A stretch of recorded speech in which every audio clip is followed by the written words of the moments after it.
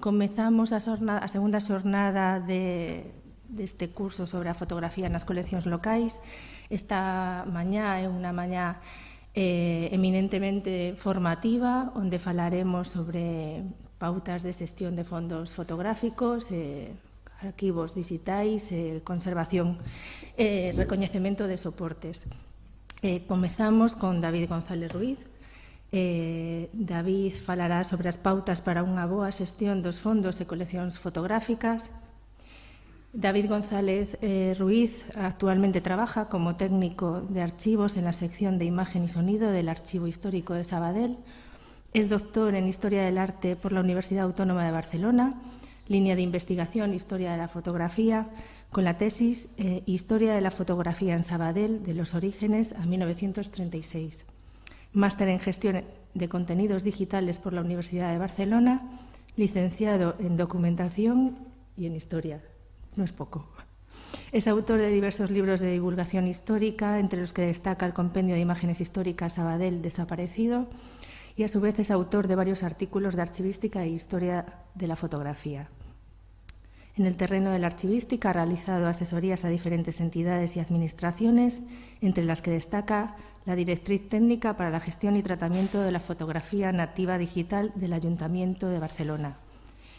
En el campo académico ha impartido cursos dando pautas para la conservación, gestión y divulgación de los documentos fotográficos en instituciones como el Instituto de Estudios Fotográficos de Cataluña, la Asociación de Archiveros de Cataluña, la Diputación de Barcelona, de Tarragona o la Generalitat de Cataluña. Empezamos entonces, David. Muchas gracias. Muchas gracias, Andrea. En primer lugar, muchas gracias también a la organización por invitarme a estas jornadas, que yo creo que son muy necesarias, y también espero, pues, con la ponencia que hacemos ahora, daros recursos e información que pueda ser de utilidad, pues, para las personas que estáis aquí apuntadas. Y bueno, y también a partir un poco de mi experiencia, que es, nosotros somos un archivo en una ciudad mediana de unos 200.000 habitantes, un archivo con recursos, pero recursos limitados, y intentaremos hablar, pues, cómo trabajamos, en qué nos basamos en el día a día en nuestro trabajo, y dar también herramientas, pues, para la mejor gestión de los fondos y las colecciones de fotografía que tengáis en vuestros centros. Para empezar, porque con una hora me gustaría explicar bastante contenido, a ver si tendremos tiempo de todo. He dividido la presentación en 3 bloques. Una primera parte que hablaremos de las diferentes modalidades de ingreso y unas pautas también para priorizar su tratamiento archivístico. Y también hablaremos de aspectos de descripción de la fotografía y aspectos legales. Por lo que respecta al ingreso, lo primero que hay que plantearse cuando trabajas en un centro patrimonial y te llega una colección o un fondo con documentos fotográficos, lo primero que hay que plantearse es qué criterios tú aplicas para decidir si aquello es un ingreso que tu centro es el centro más adecuado para que se produzca este tipo de ingreso. Yo os he puesto aquí una serie de pautas que pueden parecer muy lógicas y muy obvias, pero ya os digo que a veces esto no se tiene en cuenta. El primer principio es el principio de la territorialidad. Por ejemplo, nosotros, que somos un archivo municipal de Sabadell, pues si nos viene un fotógrafo de la ciudad de Barcelona y nos ofrece su fondo fotográfico, tienen que darse muchas circunstancias para que nosotros lo aceptemos. Lo normal sería derivar esta colección de fotografías, pues, a un centro que sea más adecuado, como podría ser, por ejemplo, el Archivo Fotográfico de la Ciudad de Barcelona o un Archivo Nacional de Cataluña, etcétera. Digamos, esto podría ser un ejemplo del principio de territorialidad.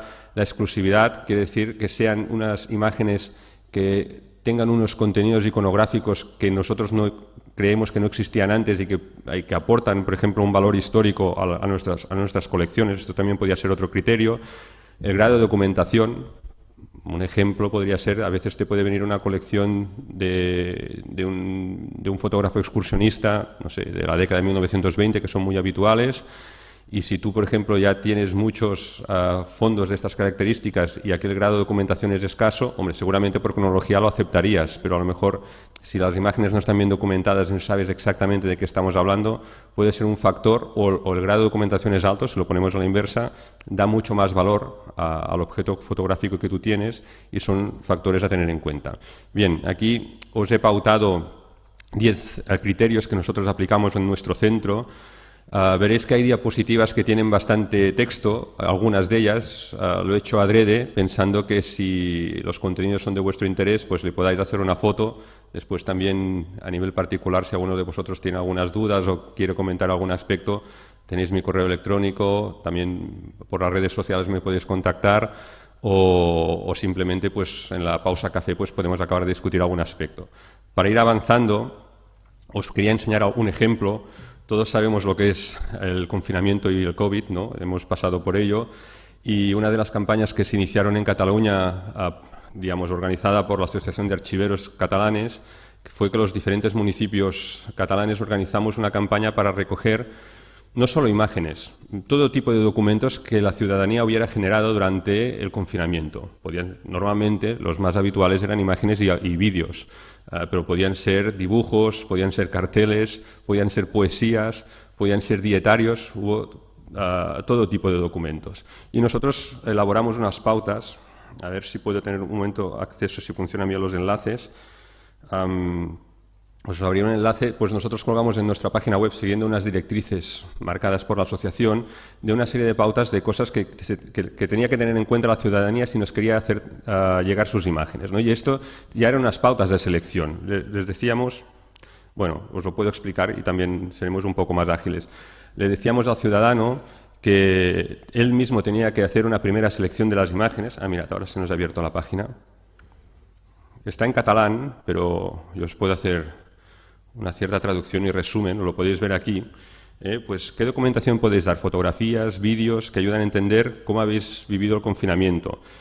Estos vídeos había que hacer una selección, había que mirar que los dispositivos estuvieran bien calibrados para que la fecha, la hora, pues estuvieran bien fijados y entonces los metadatos fueran los adecuados.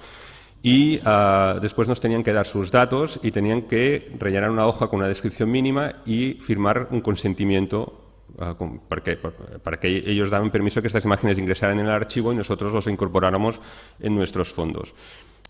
Hay que decir que en nuestro caso, bueno, y después les damos unas pautas de cómo hacer el envío, que es la parte que podéis ver aquí al final.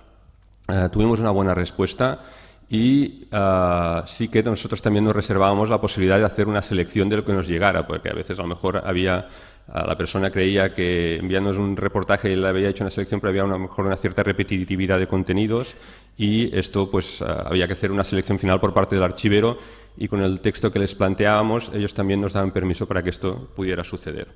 Si volvemos a la presentación, esto es un ejemplo, además, bueno, nos lo trabajamos, porque trabajamos conjuntamente con el Departamento de Comunicación, elaboramos un vídeo, que he puesto el enlace, ahora no tenemos tiempo de mirarlo, pero si lo buscáis en el YouTube, un vídeo como promocional para animar a la gente que nos enviara sus documentos, tocando la fibra que en aquel momento todos teníamos bastante sensible, y a nivel local nosotros tuvimos una buena respuesta. Bien, una vez hemos ingresado todo este tipo de documentación y siguiendo unos criterios, digamos, que dan sentido a la formación de nuestro archivo, muchas veces, en función de los recursos que tenemos que priorizar, un poco como los hospitales, ¿no? Cuando tienes muchos enfermos, ¿a quién atiendes primero? No atiendes primero que llega muchas veces, sino que tienes que tener en cuenta diversos aspectos. Uno, a veces muy importante, puede ser la edad de la persona que te da o que te cede aquella documentación fotográfica. Lo digo porque a veces el grado de documentación de las imágenes puede depender de lo que te cuente aquella persona. Y esto puede ser un criterio que haga pasar por delante una colección o un fondo de fotografías uno por encima de los otros. Los recursos humanos y materiales, digamos, 2 más 2 no son 4 siempre. Quiero decir que te ingresan volúmenes de fotografía que a lo mejor tú en aquel momento no tienes los recursos humanos, económicos o materiales para poder afrontar, y hay que planificarlo, hay que tener una planificación plurianual de los trabajos que tú crees que puedes afrontar y tener un margen de respuesta para imprevistos que siempre surgen, porque siempre hay alguna urgencia. Hay veces que hay compromisos. Hay veces que hay un compromiso político o institucional. Es que esta persona no nos lo da si no lo hacemos en menos de X tiempo, ¿no? Pues entonces ya tienes una presión para dar respuesta al tratamiento archivístico de aquella documentación. El volumen, la exclusividad, el valor documental o artístico, la previsión de consultas. Si sabemos que son unas imágenes que tendrán un alto índice de consulta, porque son unas imágenes muy exclusivas, porque documentan unos hechos que sabemos que tienen un interés ciudadano, a lo mejor aquello también es un motivo para adelantar su tratamiento en función de los recursos que tengamos. Y el estado de conservación, lógicamente. Si hay unos materiales que están en proceso de descomposición o necesitan un tratamiento preventivo, pues hay que actuar antes de que los soportes se degraden. Avanzando, es lo que decía las diapositivas con mucho texto, no las podemos leer todas porque no tenemos tiempo para hacerlo, pero básicamente, no están todos, pero las principales modalidades de ingreso que podemos tener los centros que custodiamos patrimonio fotográfico, una es la transferencia. La transferencia sería que otro departamento de la misma organización nos transfiere parte de su documentación. En el caso de la fotografía, por ejemplo, unos candidatos clarísimos son los gabinetes de alcaldía o los centros de protocolo. Lo importante es que no nos vean, ya sé que esto se está grabando y se emite en streaming, y hay que cuidar el vocabulario, pero no somos los basureros de, digamos, ay, mira, tengo la oficina llena, por favor, ven y vacíamela que no me caben las cajas de fotografía. No, tiene que ser una cosa que tiene que estar planificada, organizada y coordinada, y hay que luchar. Sobre todo esto es una discusión que tienen que tener los jefes de sección o los directores de cada organismo, pues para que esto se haga de forma planificada, regulada y estructurada. Porque si esto incluso avanza los tiempos de tratamiento de la documentación, que si te transfieren las cajas, que no hay ningún inventario, las fotos no están documentadas, etcétera, el tiempo que tenemos que invertir nosotros desde nuestro archivo será mucho mayor. Otro elemento, para ir avanzando, porque nos podíamos detener mucho en cada uno de ellos, pero prefiero ir avanzando porque me gustaría tratar bastantes temas, es el tema de la donación. Es importante que cuando alguien hace una donación, que esto se formalice por escrito.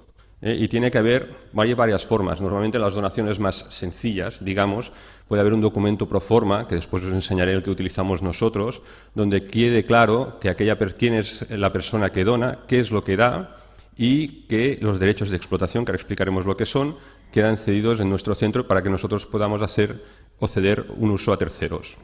Después hay que aceptar la donación y hay que tener en cuenta que si se hace un informe técnico detrás y hay una valoración económica, esto muchas veces, que puede ser un aliciente para el donante, le puede producir incentivos fiscales en la declaración de la renta.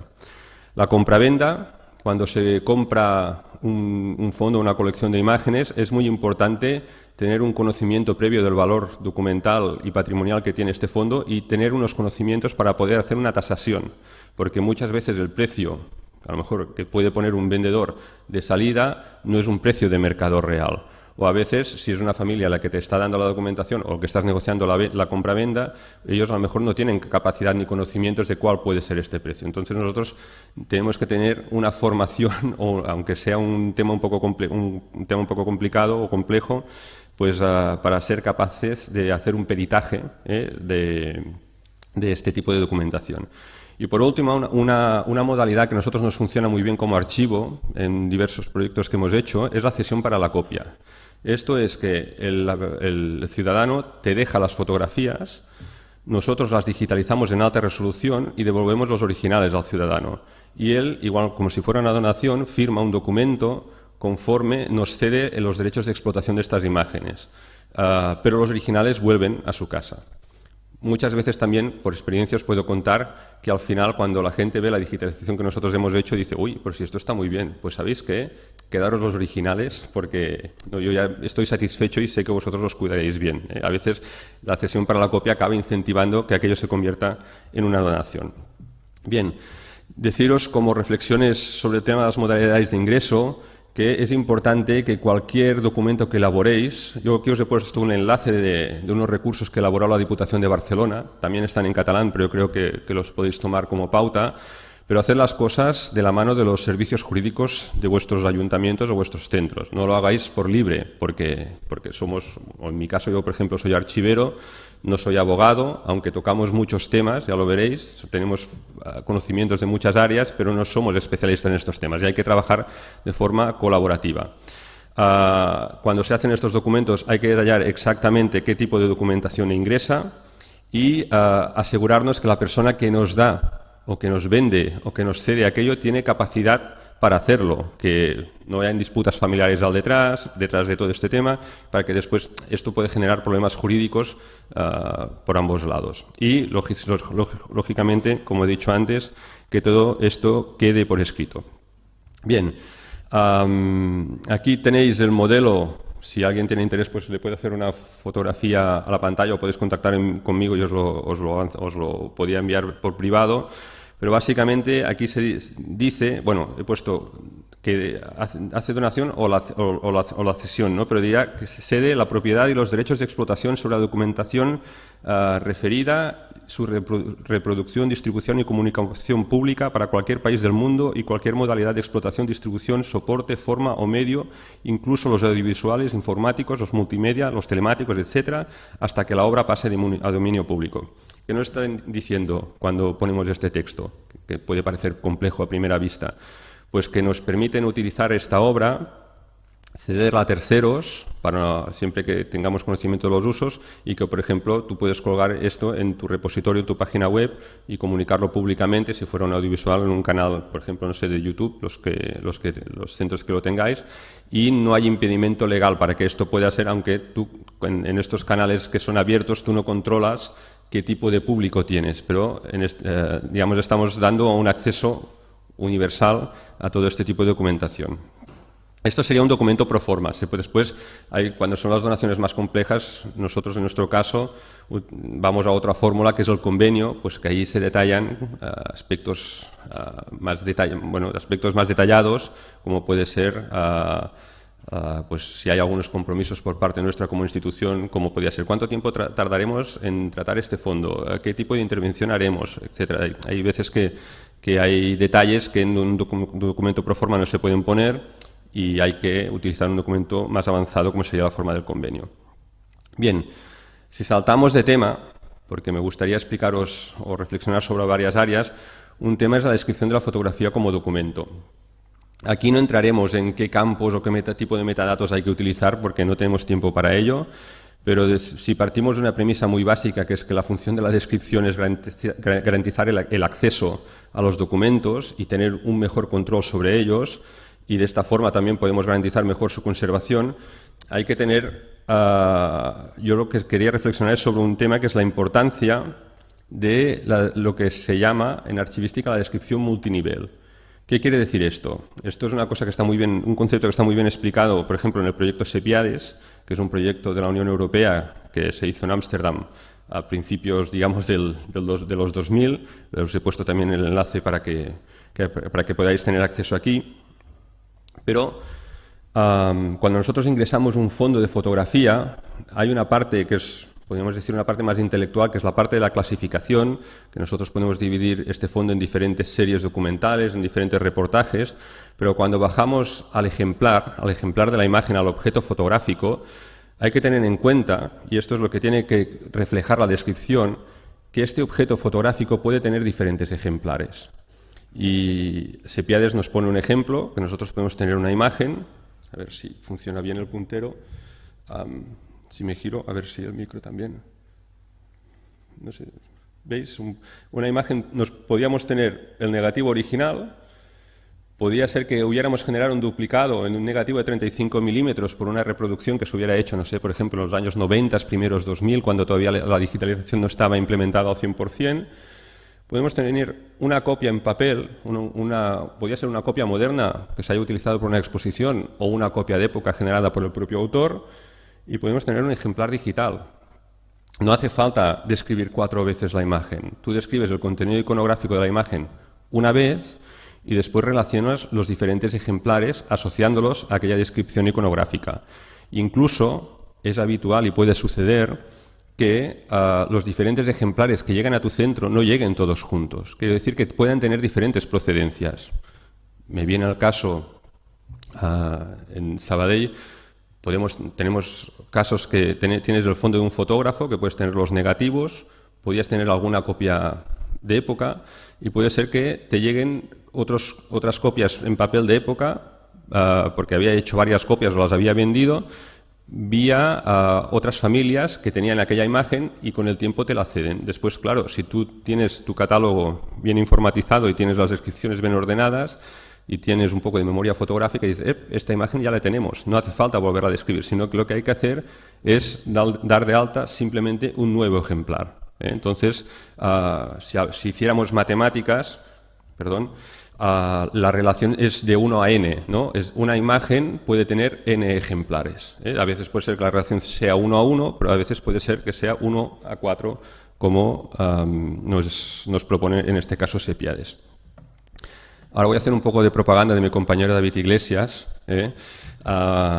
Yo creo que el Centro de Recerca y Difusión de la Imatge de Gerona es un ejemplo profesional para muchos de nosotros, y ellos recientemente, os pongo también el recurso en el enlace al final de la diapositiva, han editado en papel, pero también en formato digital, así os lo podéis descargar y consultarlo con calma, pues una guía para la descripción de documentos fotográficos y audiovisuales, basándonos siempre en la norma de descripción archivística. Y aquí, por ejemplo, podéis ver los diferentes campos pues que aquí están, y las diferentes áreas, ¿no? Porque hay un área de contexto y también hay un área de descripción administrativa, pues el registro de entrada, quién es la persona que lo ha dado, cuándo has tratado tú archivísticamente aquel documento, quién lo ha tratado, etcétera. Hay una descripción iconográfica de lo que tú ves y después hay una descripción del ejemplar, una descripción física del objeto fotográfico.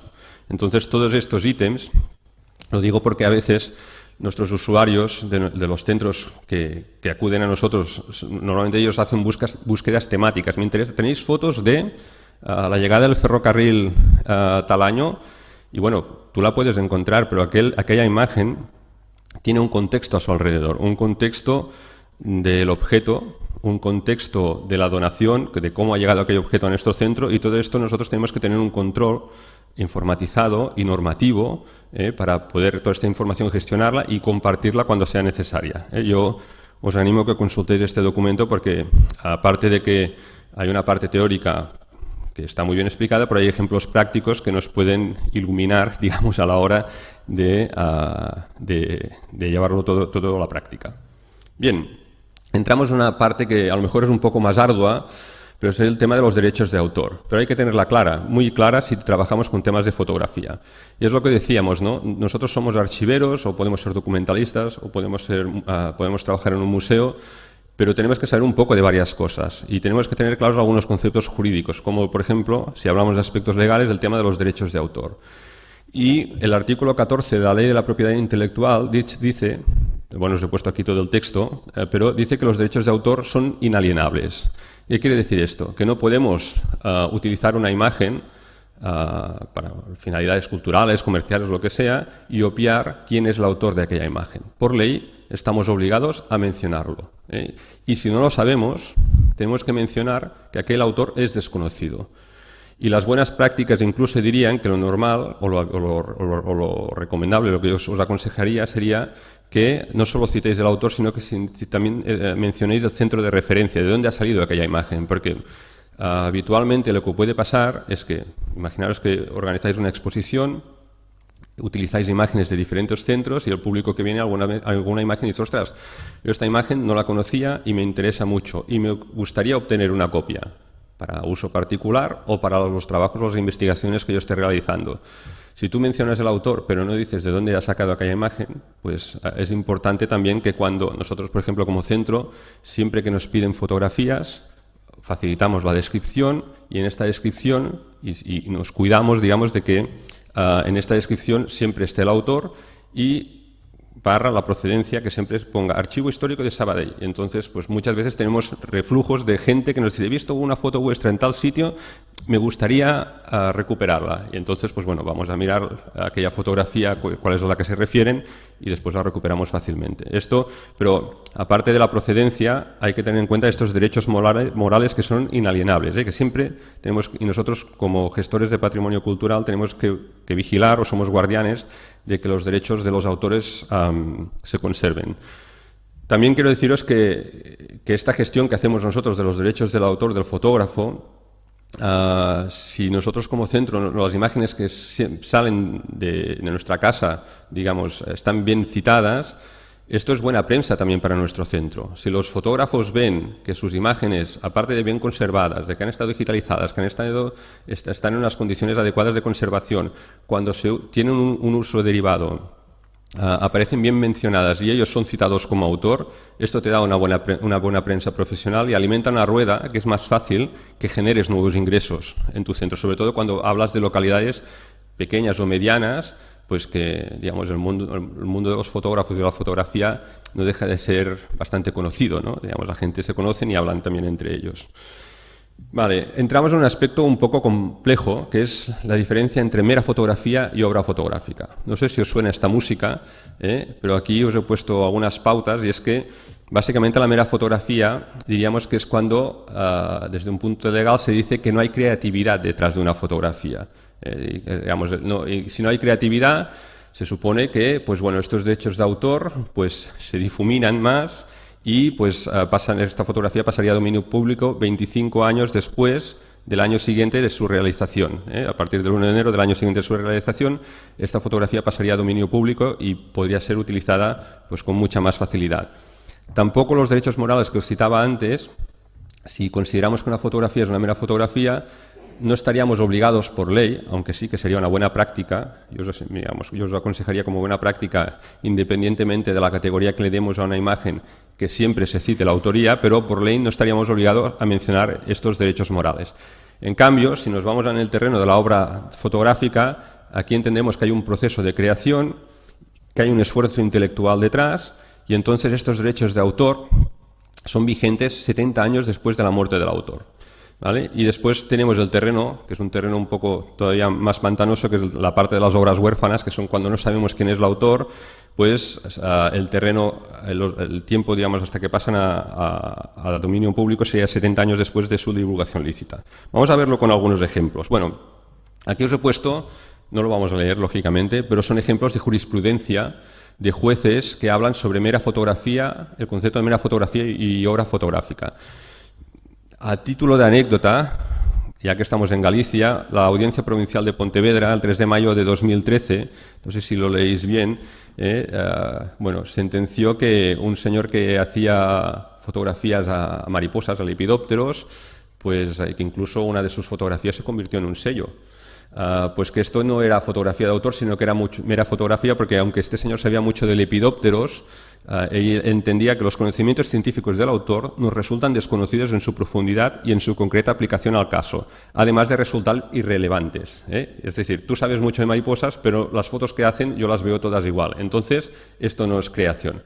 Bueno, es un ejemplo para deciros que es un tema tan complejo que ni los mismos jueces se ponen de acuerdo. Y un juez puede sentenciar A y a lo mejor el mismo caso otro juez sentenciaría B. Yendo a casos prácticos, fotografías icónicas, digamos, del siglo XX, pues la del Che Guevara de Albert Korda o el miliciano muerto en el Friente de Robert Capa, yo creo que todo el mundo estaríamos de acuerdo en que estos son obras fotográficas y que los derechos del autor merecen ser defendidos, ¿no? Otro caso que también pues, es bastante claro, esta fotografía es una composición de Joan Vilatobà, un fotógrafo de Sabadell, un fotógrafo pictorialista a principios del siglo XX. Es una recreación de una escena pictórica, ¿no? Se llama En quin punt del cel et trobaré, en qué punto del cielo te encontraré. Y aquí también se intuye claramente que hay una creación y una voluntad artística por parte del autor. Y después entramos en otro tipo de fotografías. Las fotografías, pues que esto es una fotografía del alcalde de Sabadell con sus regidores y bueno, pues esto es una fotografía de prensa. ¿Hay creatividad? ¿No hay creatividad? Hay quien consideraría esta imagen mera fotografía. Las fotografías tomadas por drones desde el aire también estaríamos con el mismo debate. Otro aspecto a tener en cuenta. Vamos avanzando en temas legales y es el derecho al honor, intimidad y propia imagen. Nosotros podemos tener unas colecciones donde los autores nos han cedido en aquellos documentos que hemos dicho que hay que crear, donde nos ceden los derechos de explotación de las imágenes y así las podemos ceder a terceros. Pero esto no quiere decir que podemos hacer lo que queramos con nuestras imágenes, porque entra en juego otro factor, que son el derecho al honor, la intimidad y la propia imagen, que nosotros lo tenemos muy claro siempre cuando hablamos en primera persona, pero cuando hablamos de las fotografías que tenemos en nuestro centro es un factor que hay que considerar. Hay el artículo 37 de la Ley de la Propiedad Intelectual dice que, bueno, que se puede hacer una excepción para archivos y bibliotecas, pero siempre que se cumplan unos determinados requisitos, digamos. Imágenes, que después os enseñaré algunos ejemplos, que se pueden ver afectados por este tipo de restricciones, se pueden enseñar siempre que sea mediante de redes cerradas e internas, a través de terminales especializados, cuando sean fondos y colecciones que formen parte del patrimonio de nuestro centro, y esto no quita que si el autor, hay un acuerdo que este señor tiene que recibir dinero cada vez pues, que se muestran sus imágenes, pues que se le tenga que hacer la liquidación correspondiente. ¿Esto qué quiere decir? Que podemos enseñar estas imágenes pues, en las salas de consulta de nuestros centros, en unos ordenadores especialmente preparados para este uso, y pues allí se puede hacer la consulta. No es lo mismo hacerlo en estas condiciones, por ejemplo, que abrirlo a través de un buscador de nuestra página web, donde, como os decía antes, el público puede ser mucho más diverso. También hay que tener en cuenta otro aspecto de esta ley, y es que las personas que están en el ejercicio de cargos públicos, como es la imagen, por ejemplo, que os enseñaba antes del alcalde, aquí el alcalde no podría decir, yo es que no quiero que enseñéis esta foto. Bueno, en este caso podríamos decir que el alcalde y el resto de políticos que lo acompañan pues están ejerciendo su cargo público, no están en un momento de su vida privada, que esto sería otro caso, pero cuando están ejerciendo un cargo público, pues al estar haciendo sus funciones, pues esta imagen no estaría sujeta a derecho a intimidad y a la propia imagen. Después también habla de las caricaturas de las personas de acuerdo a un uso social, y cuando estamos hablando de sucesos públicos, cuando la imagen de la persona aparezca como meramente accesoria. Vamos a ver esto en algunos ejemplos. A ver si os pincho un poco. Esto, no sé si creéis, estas son unas comuniones de los años 40 en Sabadell, realizadas por un fotógrafo local que se llama Joan Balmes Benedicto, y esta imagen, que podríamos decir o convenir que a lo mejor tiene un interés antropológico, porque pues ves todas las niñas vestidas de blanco, ¿no? Y hacían la comunión todas juntas, se encontraban en la iglesia, salían en procesión por las calles del pueblo y después realizaban pues la ceremonia religiosa. Pero esta imagen, que tiene un interés cultural y antropológico y forma parte de la historia local, realmente estas niñas tienen unos derechos de imagen, y esta imagen pues la podíamos comunicar en un terminal, como les decíamos, concreto, especializado en nuestra sala de consulta, pero sin el permiso de las personas, como veremos ahora. Necesitaríamos un permiso firmado, no solo los derechos de autor del fotógrafo que nos los ha cedido, sino que necesitaríamos el permiso de todas las personas representadas o de sus herederos, conforme nos permiten realizar este tipo de comunicación pública. Entonces, esto es muy complejo y es casi imposible. Joan Balmes realizó 83.000 fotografías, y poder comunicar todo su fondo, que lo tenemos íntegramente digitalizado, pues es una cosa que se antoja imposible, como mínimo de momento, a nosotros a través de las redes. Otros casos.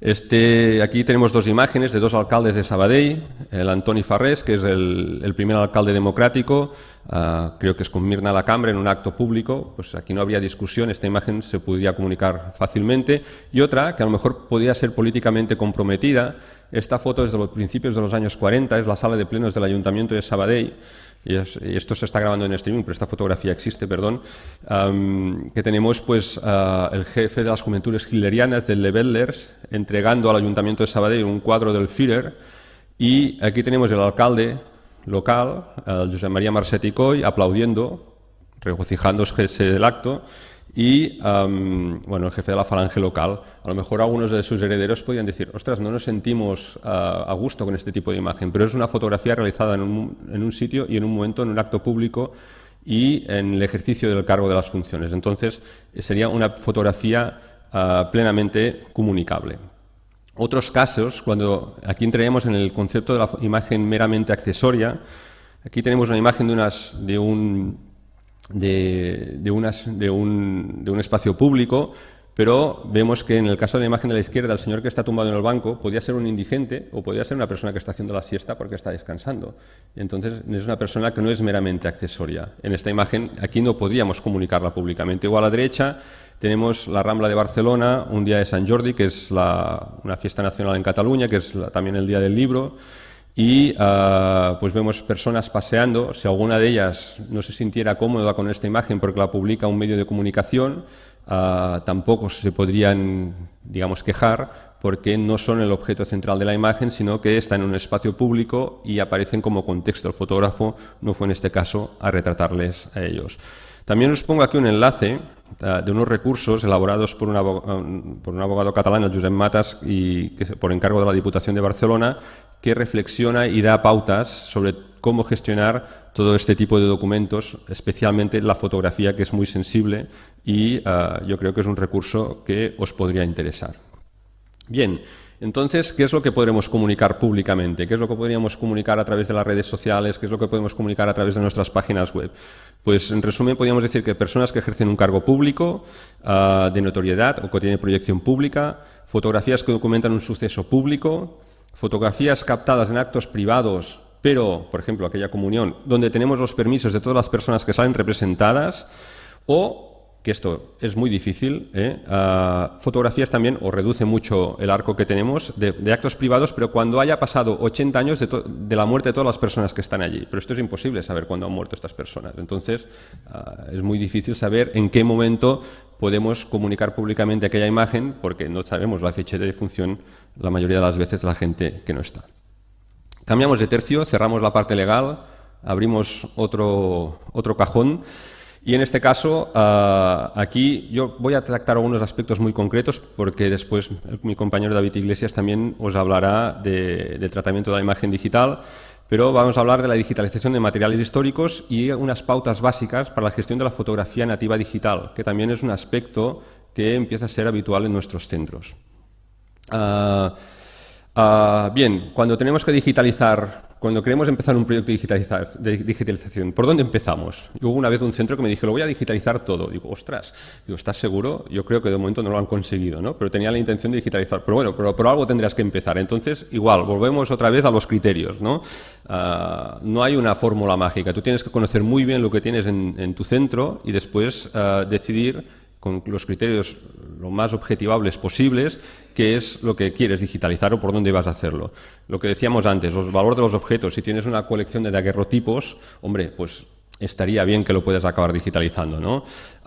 El contenido iconográfico, el índice de consulta. Muchas veces, si estás sacando originales a la consulta en la sala de tu centro, porque hay mucha gente que te pide fotografías sobre aquel tema, hombre, pues a lo mejor si lo digitalizas y lo puedes poner en un terminal o lo puedes poner en tu página web, pues aquellos originales los tendrás en el depósito en unas condiciones pues que estarán más tranquilos y no estarán tan estresados, ¿no? El estado de conservación, bueno, aquí tenéis, igual que hemos puesto en los criterios de selección para el ingreso, toda una serie de pautas que yo creo que son adecuadas y que os pueden ayudar a tomar la decisión por dónde empezar.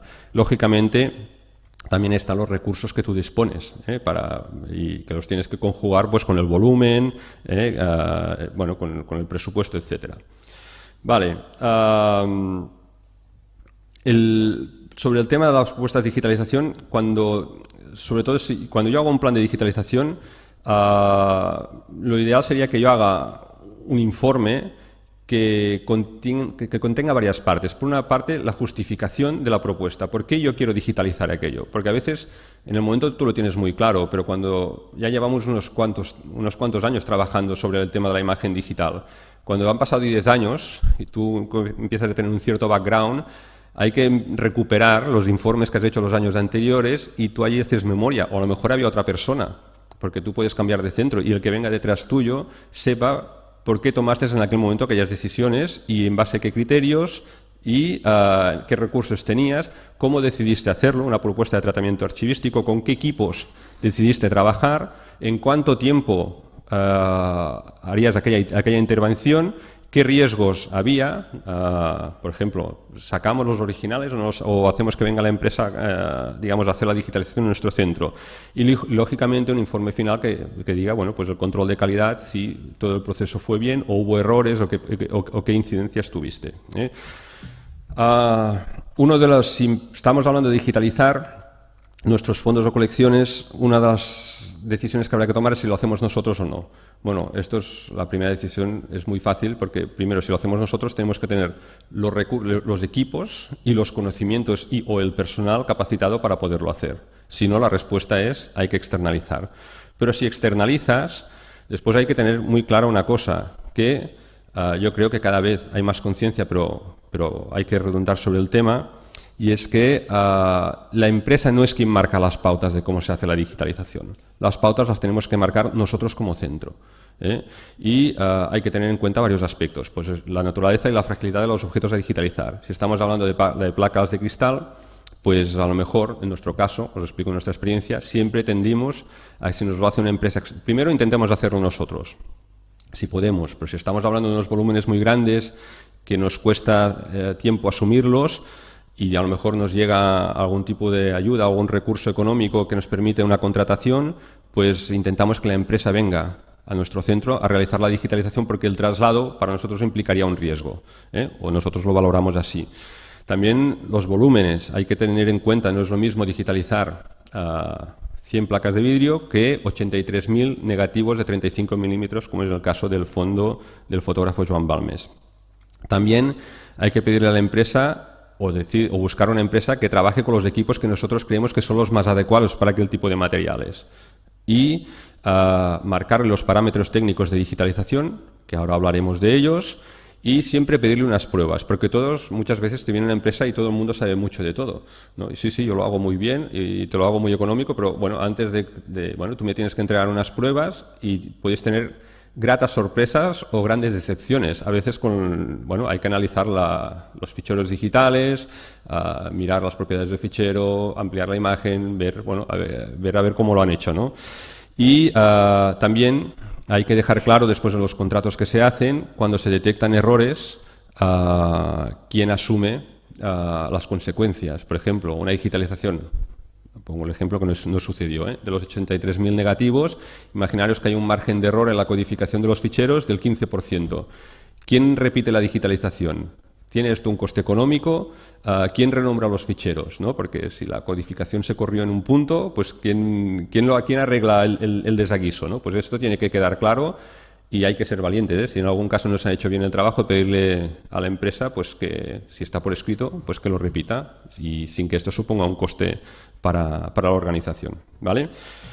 No podemos entrar en el aspecto, pero pensad que hay muchos tipos de dispositivos para realizar proyectos de digitalización, escáneres planos, escáneres para tiras de negativos, cámaras fotográficas. Yo incluso os he puesto aquí un móvil, no se digitaliza con móvil, no, pero bueno, yo creo, y veremos cómo avanza el tiempo. Miraros el iPhone 13, las características que tiene. Los móviles cada vez tienen lentes más potentes. Yo cada vez veo más fotógrafos haciendo fotos con móviles y no con cámaras. Y os digo, ¿y esto cómo está cambiando, ¿no? El mundo? Y os pongo aquí el icono de una aplicación para que juguéis, no para que trabajéis con ella, para que juguéis, para que veáis las potencialidades que tiene esto, que es el Cam Scanner. Si lo ponéis en las aplicaciones de Google, os la podéis descargar y digitaliza documentos y te los convierte a JPEG, a PDF y, bueno, sobre todo se hace para tema de apuntes, ¿no? Lo hacen servir mucho los estudiantes, pero se podría aplicar a criterios de imagen y a lo mejor con el tiempo también iremos transformando, es una reflexión, las herramientas con las que trabajamos habitualmente. Bien, vamos a hablar de tema de catálogos. Me estoy comiendo mucho tiempo, ya Andrea ya me... Un cuarto de hora, pues iré un poquito más rápido. Bien, el tema de... no podemos tampoco entrar en hablar de formatos de digitalización, de formatos de los ficheros, esto seguramente David también entrará en la materia, pero a mí lo que me gusta es, bueno, lo que creo que tenemos que hacer es buscar referentes de cómo se hacen las cosas de organismos internacionales y o nacionales. Personalmente a mí me gustan los archivos de la NARA de los Estados Unidos y ellos, me gusta, os he puesto aquí un enlace, lo hacen para todo tipo de proyectos de digitalización de todo tipo de documentos, no solo fotográficos, sino fotográficos, audiovisuales, textuales, cartográficos, etcétera.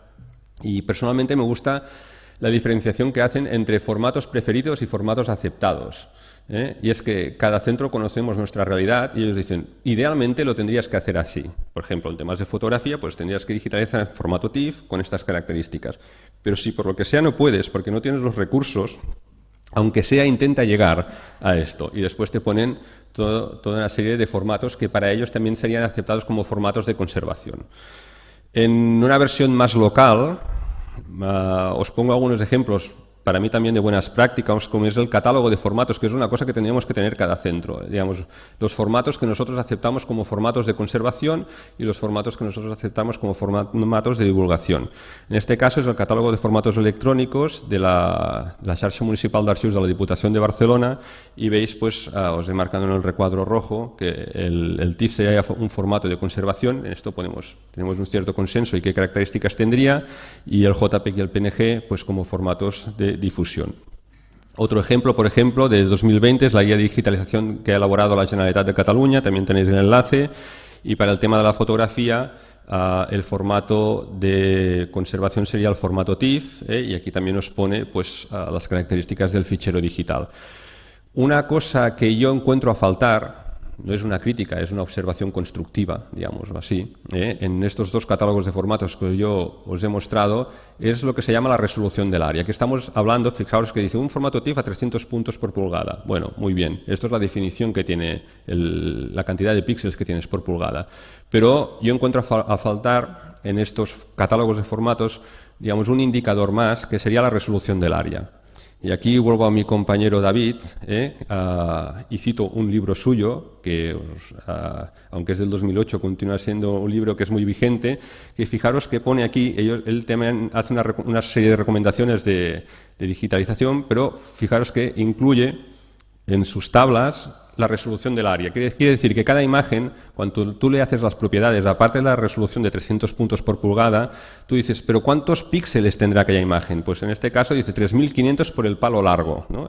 La parte larga de la imagen como mínimo tendría que tener 3.500 píxeles, porque si no, nos podemos encontrar con sorpresas, sobre todo cuando digitalizamos objetos muy pequeños, pues que son ficheros que tendrán una buena resolución, pero no nos garantizarán unas buenas ampliaciones cuando lo necesitemos. Bueno, aquí os he puesto algunas capturas de pantalla de las recomendaciones que hace David en el libro de la fotografía digital en los archivos, que es y cómo se trata. Bien, temas de cómo almacenar.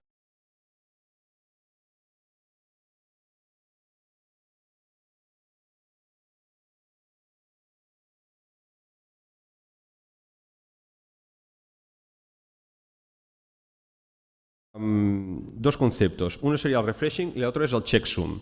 Refreshing quiere decir que periódicamente, y esto es responsabilidad de los servicios informáticos, pero nosotros lo tenemos que vigilar, hay que ir migrando los soportes donde almacenamos esta información. Y otra cosa que hay que hacer, que nos tenemos que asegurar, si puede ser que lo hagan también los servicios informáticos, es el checksum, verificar la integridad de los ficheros. Podemos estar hablando de cientos de miles de imágenes, pero no las abrimos todas cada día. ¿Y si nos ha entrado un virus? ¿Y si se nos ha encriptado una carpeta? Pues cada cierto tiempo hay que mirar que todos estos ficheros estén en orden y estén en buen funcionamiento. Yo aquí os pongo algunas herramientas que espero que sean de vuestro interés. Son herramientas gratuitas que pueden permitiros, si los servicios informáticos no pueden asumir, digamos, esta obligación, pues también lo podríais hacer vosotros. Digamos, pones la carpeta, cuando te vas le haces clic al play y va haciendo el checksum, y cuando llegas al día siguiente pues tienes un informe de cómo han ido las cosas. Tema fotografía digital, iré muy rápido.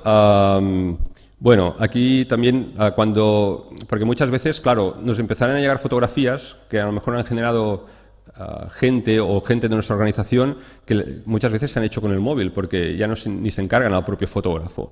Pues yo aquí os diría, como ha mencionado antes Andrea, yo recomendaría a lo mejor, para ir un poco más rápidos y para poder tratar otro tema que me gustaría, que es que os leyerais la directriz técnica que yo hice para el Ayuntamiento de Barcelona, que hizo el Ayuntamiento me encargó para darla a los trabajadores municipales cuando ellos generaran imágenes en sus departamentos, no sé, el carnaval, la fiesta mayor del barrio, lo que sea. A lo mejor no iba un fotógrafo profesional. Si van ellos, pues qué cosas tenían que tener en cuenta cuando generasen sus imágenes. E incluso si hacían un encargo profesional a un fotógrafo, qué cosas también sería recomendables que le pidieran a los fotógrafos cuando realizaran estas imágenes. Siempre pensando que estas imágenes habrá un día que irán al archivo y que tenemos que conservarlas en el tiempo, y son objetos que ya son objetos nativos digitales. Estamos hablando de fotografía digital desde el origen. Y en este caso, pues bueno, os he puesto una captura de pantalla, también unos formatos preferidos, pero lógicamente muchos móviles o muchas cámaras digitales no capturan en formato TIFF, sino que capturan en formato JPG, ¿no? Pues bueno, me inspiré un poco también en los archivos americanos, pero hay una serie de reflexiones y yo os invito a que entréis en este enlace. Y un último bloque, si Andrea me permite, sería hablar de la dinamización del patrimonio fotográfico. Temas de redes sociales. Bien, antes decíamos que tenemos que ser un poco juristas, un poco informáticos y también tenemos que ser un poco community managers. ¿Y qué pasa? Que a todos nuestros jefes les suele gustar que difundamos nuestro patrimonio fotográfico por las redes, pero muchas veces esto a veces es un problema, porque ¿quién se encarga? Pues es como un añadido, ¿no? Y gestionar las redes sociales es una carga de trabajo importante si lo quieres hacer bien, ¿eh? Hay que convencer a la gente que tiene la toma de decisiones que hay que dedicarle un tiempo, que hay que dedicarle una formación. No es lo mismo gestionar tu red social personal que gestionar la red social de tu centro patrimonial de fotografía, y requiere unas formaciones más específicas, hay que tener en cuenta una serie de cosas, y ahora os daré unas pautas muy básicas. Y después hay luchas y debates, ¿no? No sé, en nuestro caso, después en la pausa café os puedo dar más detalles. Pues, ¿qué hacemos? ¿Nosotros podemos tener nuestras propias redes sociales como archivo o tenemos que estar integrados dentro de las redes sociales de la Regidoría de Cultura, ¿no? Y entonces, a veces que las áreas más grandes tienen la tentación de controlar todas las áreas que hay debajo para agrupar, ¿no? Para hacer de agregadores, y hay siempre un poco estas disputas. Yo soy partidario de que nosotros, por ejemplo, como archivo podamos tener nuestras propias redes sociales. Os pongo también aquí una guía para la gestión de redes sociales, sobre todo pensada para ti, Twitter, que publicó la Asociación de Archiveros y Gestores Documentales de Cataluña. Bien, el Facebook, 4 pautas muy básicas del Facebook. Actualmente en Cataluña es la red social más utilizada por los archivos, pero yo os digo que es una red decadente. Está pensada, no sé, hay estudios y hay charlas que abundan mucho más en este tema, pero nosotros cada vez consumimos muchas redes sociales, pero somos muy selectivos en las redes sociales. Pensad cuántas redes sociales tenéis vosotros, a lo mejor WhatsApp, Instagram y a lo mejor una más, ¿no? Y bueno, si hay algún adicto tendrá más, ¿no? Pero normalmente 3, más de 4 nadie tiene. Y entonces, bueno, el Facebook es muy generacional, para gente de 50 para arriba, ¿eh? Fijaros, no veréis un chico de 20 años consultando el Facebook, ¿vale? Entonces, pues bueno, hay que ser consciente de ello. Es para un tipo de público, ¿eh? Tenemos que ir a las páginas, no a los perfiles, ¿eh? No hay que tener perfil. Hay que escoger una buena imagen, ¿vale? Que no tenga píxeles, irla cambiando, etcétera, y vincular siempre nuestras redes a la página web. Temas, sobre todo con el Facebook. Hay que hacer imagen, trabajar en el tema de la fotografía y el audiovisual, pero no abusar de él. Quiero decir que también si sois un archivo, en nuestro caso un archivo municipal, la imagen es muy golosa y vende mucho, pero también hay que mostrar la pluralidad del tipo de documentación que podéis tener en vuestro centro. ¿Cuándo se conecta más la gente al Facebook? En horas de trabajo entre semana, ya os lo digo, ¿vale? Bueno, para que lo sepáis. Cuando tengáis que hacer publicaciones, tenéis las herramientas de publicación, podéis programar. No pongáis una nota del Facebook el sábado a las 11 o a las 10 de la mañana porque la gente está haciendo otras cosas, ¿no? Entonces, si queréis llegar más a la gente, tened en cuenta cuáles son los mejores momentos para poderlo hacer. Ideas de contenidos, nosotros, ilustrar noticias de actualidad, efemérides. Nosotros, por ejemplo, hicimos concursos, hicimos una cosa que le llamamos el enigma de los jueves. El jueves publicábamos una foto antigua y le decíamos a la gente, ¿dónde es? Y la gente se volvía loca. Esto es tal sitio, yo me acuerdo. Y el viernes publicamos la respuesta un poco ampliada. Esto lo hicimos durante un año, era muchísimo trabajo porque la gente sabe mucho. No le puedes poner la foto de la Plaza Mayor del pueblo, todo el mundo se lo sabe. Hay que buscar cosas que la gente tenga que romperse un poco la cabeza. Nos funcionó muy bien. Y también algunos archivos apelan a la colaboración en la documentación de las imágenes. Ponen una imagen, oiga, ¿sabéis dónde es? ¿Sabéis qué año es? ¿Sabéis quién sale en esta imagen? Y también son formas de ir más allá del me gusta. Los me gustas están muy bien, pero si tú con las redes sociales lo que tenemos que intentar potenciar los archivos es conseguir un diálogo. Vamos a Instagram. Yo creo que Instagram es el futuro, sobre todo para temas de fotografía. Creo que los archivos tenemos que ir hacia aquí, generar contenidos atractivos. Lo digo porque vamos a un arco de edad mucho más amplio. Podemos llegar incluso, si lo trabajamos un poco bien, a los adolescentes. Yo aconsejo con las etiquetas crear marcas. Tenemos aquí unos hashtags Archiu Fotogràfic BCN, Archiu Diva. Cada vez que genera un contenido, un post, ponen este hashtag y entonces intentar crear un poco de marca propia. Y si todavía no estáis puestos, primero, antes de poneros, no entráis digamos a saco en el tema de las redes sociales, hay que hacer un plan de contenidos, qué es lo que queremos publicar, cada cuánto publicaremos y una cosa que funciona muy bien en la vida. Mira lo que hacen otros sitios. Otros sitios que lo hagan bien, que te guste cómo lo hagan, los monitoreas un poco, ves cómo funcionan, qué tipo de historial tienen de contenidos, qué tipo de feedback tienen, y tú ves lo que funciona y haces tu plan de contenidos, y cuando esto te lo aprueban, después lanzas tu red social, y lo importante es darle continuidad. No a los 3 meses, me he cansado, tengo mucho trabajo, cambio de tema. Hay que ser consciente, porque esto es una hipoteca que tienes que llevar con el tiempo. Dudas o debates que hay. Las imágenes que ponemos en las redes sociales, ¿utilizamos marcas de agua? ¿No utilizamos marcas de agua? Nosotros utilizamos marca de agua. Aquí podéis ver, esto es una imagen del archivo fotográfico del Archivo Histórico de Sabadell con la marca de agua. Lo hacen otros centros, la Diputación de Barcelona, el Instituto Matller. Pero deciros también que hay una directiva de la Unión Europea que lo desaconseja, que dice: adoptando medidas para limitar el uso de marcas intrusivas o medidas de protección visual que dificulten la utilización de material digitalizado de dominio público. Bueno, la Unión Europea, ¿qué quiere decir?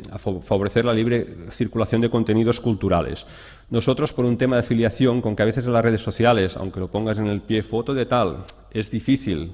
A veces, sobre todo en el Facebook, empieza a correr las fotos. Nosotros nos hemos encontrado, sobre todo en Facebook, que hay fotos que han corrido y hay un momento que ni dicen ni que son del archivo ni quién es el fotógrafo, y se lo saltan todo a la torera, ¿no? Y esto es un tema un poco complejo. Como medida de protección, como práctica nuestra, os digo que utilizamos marca de agua. Y por último, si Andrea me permite 2 minutos, os daría unas pautas también de temas de administración de patrimonio, de exponer fotografía. Yo creo... tengo la sensación, por las exposiciones de fotografía que veo, que falta un poco de cultura.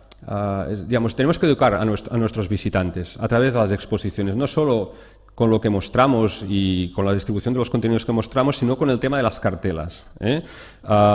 Porque muchas veces, sobre todo cuando exponemos una imagen, no siempre damos la información necesaria a nuestros visitantes. Estamos delante de un original, estamos delante de una copia fotográfica, qué procedimiento fotográfico tenía aquella imagen, el autor, la cronología, etcétera, ¿no? Pues hay un trabajo, lo he puesto muy pequeñito, me sale muy mal, de un compañero de la Filmoteca de Cataluña, que es Miguel Ángel Pintanel. Y yo os animo también, no sé si lo veis porque se llama Las cartelas de las exposiciones, la necesidad de unificar criterios sobre procesos fotográficos. Esto también, a veces los lenguajes que se utilizan no son comunes. Tú puedes ir a una exposición y ves un contenido citado de una forma, y después puedes ir a otra y lo ves citado de una forma diferente. Al final, las cartelas, como dice Miguel Ángel Pintanel en su artículo, básicamente tendrían que ser una información clara, comprensible, cierta y necesaria, diferenciando originales de copias, informando del procedimiento fotográfico, indicando si estamos delante de una copia moderna o de una copia de época. Otro tema importante en las normas de la exposición es la cantidad de lux hora año que tienen las imágenes que están expuestas. Esto es una fórmula, que aquí os explico un poco cómo funciona y cómo se calcula, pero básicamente, sobre todo si estamos exponiendo originales, hay que tener en cuenta que sobre todo las fotografías en color, fotografía del siglo XIX, fotografía cromogénica y polaroids, un nivel de intensidad muy bajo. Fotografías, por ejemplo, el Cibachrome o el Ilfachrome, o las fotografías en blanco y negro, pues ya tenemos 42.000 lux hora año, que es una cantidad, es casi el triple, pero no deja de ser un nivel de luminosidad bajo. Y para las copias más modernas, pues ya tenemos unos niveles, más aceptables. Pero no es aquello que yo quiero que la fotografía se vea bien. Si estamos exponiendo originales, aparte de hacer unas buenas cartelas y un buen diseño museístico, hay que tener en cuenta la conservación del objeto fotográfico, porque la intención sería que dure muchos más años. Hay un enlace que habla también sobre todos estos aspectos de un gran conservador de fotografía como es Pau Mainés, y editado por la Generalitat de Cataluña. Ya tiene unos cuantos años este documento, pero yo creo que sigue siendo una obra de referencia del 2005. Y cierro ya mi presentación. Me queda un minuto, pero voy ya como una metralleta. Herramientas. A mí me encantan las herramientas. Como que somos un archivo con presupuesto limitado, pero con muchas ganas de hacer muchas cosas, siempre nos va muy bien tener recursos y conocimientos y cosas al alcance para poder trabajar. Esto a lo mejor empelta un poco con la presentación que os hará también mi compañera Ángela, pero tenéis un recurso del IPA, que es el Instituto Permanente de la Imagen de Rochester, que es el Graphic Atlas. Aquí, si tenéis dudas sobre procedimientos, sobre sus características, está en inglés, pero bueno, es un inglés técnico, yo creo que asequible, y es un recurso, no entraremos por un tema de tiempo, pero creo que os puede interesar.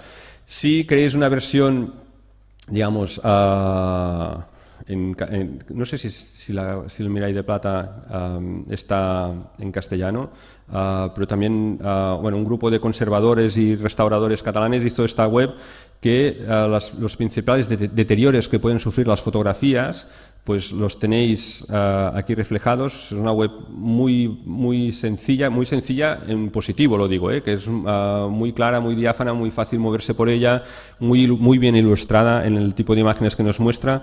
Yo creo que es un recurso interesante desde el punto de vista pedagógico. Finalmente, aquí no nos da tiempo, pero me hubiera gustado jugar. Hoy he estado mirando, y esta mañana antes de la presentación jugaba con la calculadora del IPA también, que tú pones la temperatura, la humedad, y después dicen en qué riesgo está tu archivo. Se te pueden poner los pelos de punta, porque aquí en Galicia, que normalmente creo que tenéis humedades altas y pues a la que se disparan estos valores, a lo mejor te dice, pues te quedan 50 días para que te salga Mo en el archivo, ¿no? Y tú ya te da como un ataque, ¿no? Y te pones nervioso, ¿no? Pero es un recurso interesante, incluso a veces para enseñárselo a tu jefe. Oye, que si no compramos un deshumidificador vamos a tener un problema, ¿no? O si no climatizamos este espacio, pues yo ya te he avisado. Y no lo digo yo, lo dice el IPA. Y entonces, hoy me veis en manga corta y es pensar qué fuertes y valientes que son los catalanes, ¿no? He venido a hacer un poco de activismo fotográfico. Yo creo que es importante asociarse profesionalmente, gente que tengamos intereses comunes, porque a veces te sientes solo en tu archivo, ¿no? Y estás allí con tus fotografías un día u otro y dices, te salen problemas y dices, ¿y ahora qué hago, no? Vas a unas jornadas como las de hoy, que siempre son muy productivas y muy interesantes, pues después profesionalmente yo creo que la gente que nos dedicamos al patrimonio fotográfico somos muy solidarios e intentamos siempre ayudarnos y compartir experiencias. En Cataluña existe una entidad que se llama Fotoconnexió. Ya sé que estamos un poco lejos, pero tenemos un canal de YouTube aquí, que tenemos muchas actividades como la que estamos haciendo hoy que se pueden seguir en streaming, y creo que es un buen recurso y siempre vale la pena, digamos, conocerse y compartir. Y los fotoconectados estamos muy motivados siempre y nos gusta ampliar nuestro campo de acción. Un recurso interesantísimo de Fotoconnexió, por si no lo conocíais, brutal, yo creo que es una herramienta única, es un portal que se llama Clifford. Es un portal de fotógrafos del siglo XIX, todos los fotógrafos de España. Incluso si vosotros detectáis algún error, que a veces puede haber elementos que se hayan de precisar, podéis contactar con Fotoconnexión y decir, oye, este fotógrafo que decís que estos años estuvo en esta calle, no realmente hay que precisar esto. Y si dais la fuente, pues vuestras aportaciones se incorporan en la base de datos. Es una base de datos, creo que tiene miles de fotógrafos, si entráramos en ella nos diría el número exacto, y es muy útil, porque a veces tienes una carte de visite y miras el reverso y dices, y solo tienes el apellido, y dices, ¿y este señor? Bueno, pues puedes sacar el nombre completo del fotógrafo, puedes sacar la cronología a través de la dirección en el reverso, etc. Estamos hablando de fotógrafos profesionales, pero también aficionados, y del siglo XIX. La pena es que esto se acabe en el 1900, porque sería muy útil que nos siguiera los años siguientes. Otros ejemplos de asociaciones multidisciplinares de gente relacionada con la fotografía. En el caso de la Universidad Complutense de Madrid tenemos también el grupo Fotodoc, digamos que no son casos aislados, pero bueno, estaría bien que esto se fuera ampliando. Herramientas de interés, pues en Cataluña hubo un grupo de trabajo también multidisciplinar de gente de museos y archivos. Os dejo aquí también el enlace, es un Excel, que lo que han hecho ha sido más bien traducir al catalán todos el vocabulario controlado del Tesauro de la Getty, de arte y arquitectura, que está en inglés, pues buscar el equivalente de todas las palabras relacionadas con términos fotográficos al catalán. Estamos hablando de alrededor de unas 500 palabras, pero este vocabulario controlado y normalizado nos sirve para trabajar todos de una forma más común.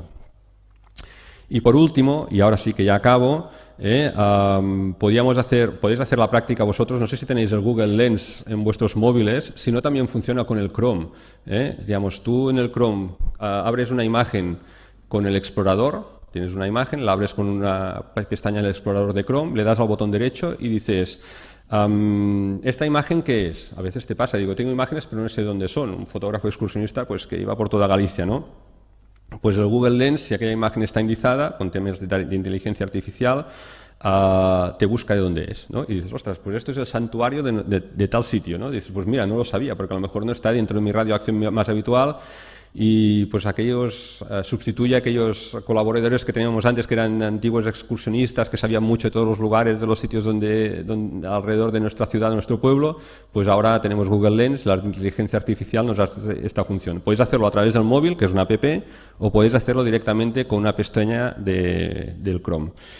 Y, pues bueno, en resumen, yo os diría que a mí me gusta esta frase del Gato Pardo, ¿no? Que dice, todo debe cambiar para que las cosas sigan igual. Nos tenemos que ir adaptando a los nuevos tiempos, tenemos que tener un perfil diverso, ¿no? de archiveros, de documentalistas, de conservadores, porque ahora de informáticos, de juristas, ¿no? De community managers, hay que saber un poco de todo, hay que trabajar en equipo y para que el patrimonio fotográfico se conserve, pero que también, digamos, que se conozca. Y bueno, ha sido una presentación rápida, ¿no? En poco tiempo, hemos hablado de muchas cosas, soy consciente de ello. Me pongo a vuestro servicio, pues a través de...